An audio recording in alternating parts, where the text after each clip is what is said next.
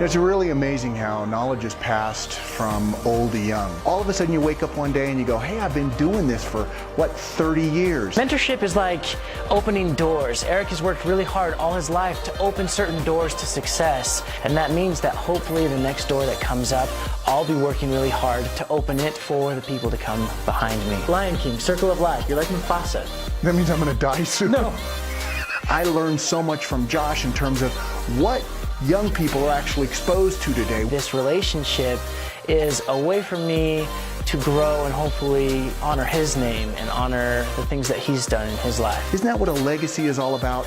Being able to leave behind some advice, some wisdom based upon your experiences, both good and ugly, that somebody takes to heart. That's the power of mentorship. All right.